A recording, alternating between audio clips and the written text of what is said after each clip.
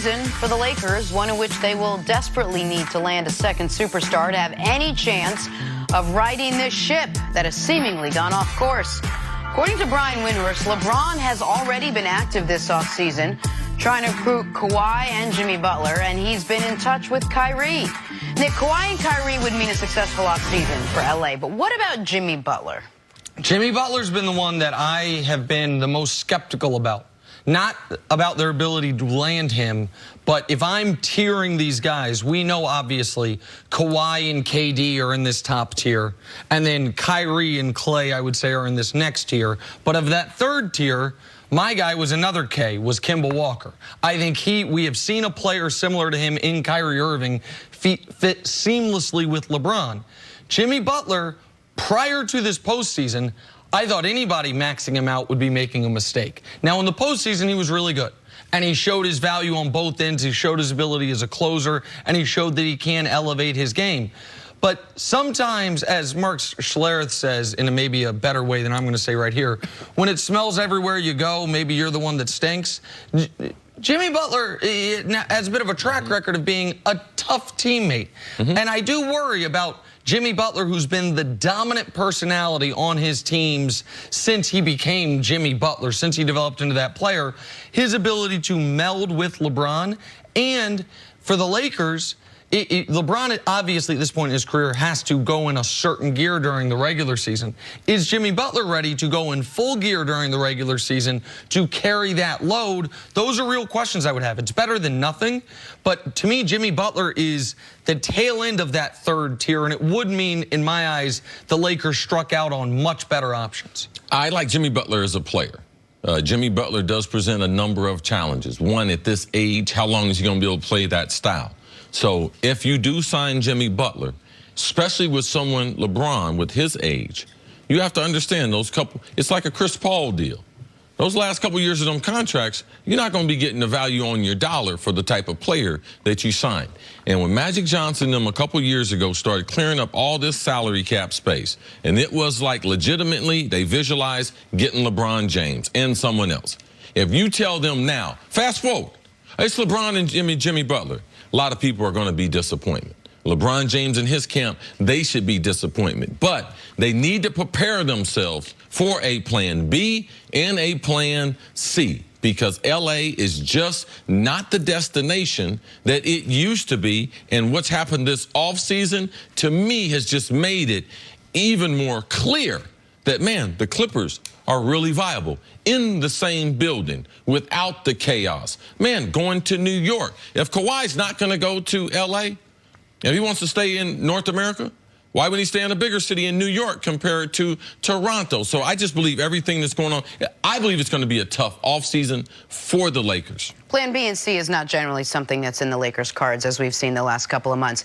But if you put all that aside, do we feel a little more comfortable that at least now we're seeing that LeBron is taking a proactive role, or reportedly taking a proactive role in recruiting, when we weren't sure what was going to be and who was going to lead that? I think I said this yesterday. I never believed the idea that LeBron was going to sit this out. This is part of the job for LeBron. Yes. The coaching search is not part of the job. Filling out the roster as far as what the Lance Stevenson roles, that's not part of his job. When you are a player of his caliber, calling up the other guys of that near that caliber, the guys who you could have as your number two, that is part of the job. And the players we have seen in the past, when LeBron was leaving Cleveland the first time, Derrick Rose didn't want to pick up the phone to recruit him to Chicago, and Derrick Rose was criticized for that. It is the NBA superstar's job to be part of the recruitment. I never thought LeBron was going to sit this out. And it's such a small network now. You know, Chris Broussard might not have KD's number, but LeBron, he's got his number and everyone else's number. LeBron would be naive to idiotic if he wasn't making these phone calls, because the other players are talking. Other NBA executives are ready. If Kevin Durant says, all right, I want a guy, I want Kyrie Irving, all right, you can believe that these conversations have already taken place. Free agency doesn't start July 1st, June 30th. No, free agency starts whenever the player, because there is no tampering with the players. They can communicate all the time. I'm going to go back to something I said, and a lot of people thought I was just pulling it out of thin air back in October, and then it started gaining some momentum. The Lakers' best chance at an elite free agent is Kyrie Irving. Does not mean they will get him. It does not mean they are the favorite for him. But their best chance at a difference maker is Kyrie Irving, and that door was reopened on that phone call with things that have not necessarily been publicly talked about. That is, I don't know where Kyrie's going to go, and I don't know how heavy of a hand his dad's going to have in it. But the Lakers' best option is a guy who's played with LeBron before, and it's Kyrie Irving. All right, let's move on to the NBA Finals. They get underway Thursday night. It'll be the Warriors against whoever remains standing in the East. Golden State will have had 9 days off, but that's still not enough to get Kevin Durant back on the court. KD likely to miss the beginning of the Finals with that strained calf. See, do the Warriors need KD to win a title? They're a better basketball team. They're more dangerous. They present more problems. There's numbers out there that say, man, they can win a series. All they got to win is 4 games. Knicks got a sample size, more than a sample size as far as playing without him. I know the Warriors would prefer to have him, but they have the luxury, greatest luxury in the history of sports, and that's Kevin Durant. They can win without him.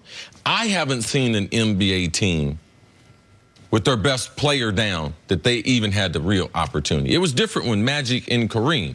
Magic was immersion, Kareem, and you're talking about 1 game. Or Willis Reed, the famous Willis Reed game. He gave you 4 points, but was out after that. That was 1 game. And we're talking about a series. And the way the basketball is being played in the East, because LeBron, man, didn't have a full deck. He did not have a full arsenal to go against Golden State. I believe both these teams in the East are a lot better than the teams they faced in the West, especially from a defensive standpoint, and will present some problems. But there's still no answer on either team with Giannis and Kawhi being top 5 players for KD. So, yes, they can win without him. That's how good this team would be, but I agree with Nick. You're talking about a luxury. That's who Kevin Durant is for Golden State. Kevin Durant's been on the Warriors for 3 years. They needed him. They had to have him. They would have lost without him 1 series. The first NBA Finals, he was there against the defending champion Cavs. That was the best Cavs team. That was LeBron James still at the peak of his powers, Kyrie Irving playing the best basketball of his career up to that point, a healthy Kevin Love, and a Cavs team that was a top 10 all-time NBA offense. The difference in that series, because that Cavs team had figured out a way to slow down Steph and Clay. That Cavs team would have beaten the Warriors without Kevin Durant. Other than that, it's all been luxury. Even the 7-game series with Houston last year, we have seen against Houston, Golden State plays different with Kevin Durant, but not necessarily better. Houston has trouble with the original Warriors Splash Brothers. And so, do they need him to win the finals? No. Can they win without him? Yes. And anyone right now that will say, no, they are drawing dead. Now, against Milwaukee or Toronto without Kevin Durant, they're just saying that because they boxed themselves in. That nobody can have watched the last 5.5 games of them without him. The 35 games previously they played without him with Steph. Their 34-4 record overall, so I guess it would have been 33 games previously, and say, oh, they have to have him. They'd like to have him. What they can't have happen now without him is Draymond go down for a game. Steph, they can't suffer any more injuries. What about the fact that Boogie might be coming back? Does that affect? I believe that they're better with Boogie. I believe it is a bonus because they're playing 10, 11 players now. Boogie Cousins, 10 or 15 minutes, yes. And I was told by someone close to the situation that Boogie Cousins, last weekend, Boogie Cousins would be back before Kevin Durant. So, yes, if they're going to run a rotation of 10 or 11 guys, I'm going to get Boogie Cousins some minutes. And the KD, here's what happened with the KD injury. Because in the broadcast, Reggie, unfortunately, assigned him a torn Achilles the moment it happened. Reggie Miller's like, that's a popped Achilles, and we were all writing the KD moratorium. Once we found out it wasn't a popped Achilles, the general sentiment was, oh, he's fine. He'll be back in a week. He was never going to be back in a week. No. You could see when he walked off the court how significant the injury was. You could see the fact that he didn't return to the bench that game, how significant the injury was. When they ruled him out preemptively for games 3 and 4 against Portland, how significant the injury was. Now, if the NBA Finals goes 7, we're now talking Game 7 will be on Father's Day, I think June 16th. That's a ways away. I'm not saying I believe KD's done for the year, but I don't think anyone should have ever expected him to be back for game 1 of the NBA Finals. And the Warriors have been preparing to not have him for at least the beginning of the NBA Finals. They know this as well as anybody. And this is normal for the scope of recovery time for a calf strain at his severity, right? Well, typically, because he's had a couple other calf strains, he came back earlier than this. So it's more severe. The team revealed that. Oh, it was more severe than we anticipated. Yeah. But when you think something and you think the worst, you think to pop the Achilles and been like, oh, I'm looking at the MRI, the Achilles is not torn. Right. That's great news. Well, in a certain respect, it is great news, but a strained calf late in May is not good. He has not returned to basketball activity. So for me, it's going to take some time, at least 5 to 7 days to return to basketball activity. And then after basketball activity, it's going to take 5 to 7 days for me. So the Kevin Durant that got injured, even if he comes back for 2 or 3 games, he will not be the same. And real quick on this before we move on, I would not feel this way if it was Steph that was out. If it was Steph that went out against Houston and we were asking this question, are the Warriors, can they still win a championship? I don't think they would have swept Portland. So there's a lot of talk, who's better, who's better. Okay, you can define better in a vacuum of if they didn't both play for the same team. When you play for the same team, it's who's better and who's more important end up becoming the same thing. Right. If you're trying to win, the Warriors could not do what they just did to Portland without Steph Curry. We just saw them do it without Kevin Durant. And then a quick note on Boogie Cousins. He did practice with the team. Steve Kerr is just worried about his stamina now, but it's great to see that his legs are holding up, whatever, and he's out there and he's actually playing with them. All right, let's take a break. Coming up, did Kawhi Leonard just make his best case for best player in the NBA? That's ahead on First Things First.